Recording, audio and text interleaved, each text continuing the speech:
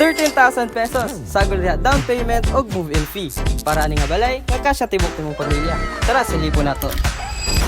So, mao din na yung turnover unit mga boss, no? Natay model unit, ipakita lang ako taod-taod. So, ang floor area ni nga row house kay 32 square meter. On top of the selling price na 850k. Take note ha, 850k lang na. Mag-grant pag yun si Pag-ibig sa imo og additional nga 100k pang kisame, pintura, pertahan, ug tiles sa CR. Nga ni siya kalapad mga boss, no? Gidupa-dupa pa yun ko para ma-imagine ninyo. Kasya dahil dali duha ka kwarto, no? Makita ninyo niya sa model unit. Unya, napod ni siya exit sa likod. Nakabutang na dira imong CR, lababo. Pwede pa jud ninyo ni patupan or i-extend jud ang flooring og pader para mahimo ning inyong kusina. So kani mga makita ninyo karon nga gamay nga lababo ug toilet bowl mga boss. Apil na siya sa imong 950k. Apil na pud dira ang kisame, mga gripo, jealousy sa bintana, kitchen counter ug sink, mga wiring sa kuryente, mga saksakanan og light switch. So kani atong model unit. Makasya kayo no kay gikan sa ingatong abak. Papagwapo pag yun dayo gingani kanindot. Simple ra kayo mga boss. Atubangan sa couch, pwede bot nga ng TV. Pero ang pinaka nakakurat yun na ako ani pag adto nako kay duha di siya ka kwarto.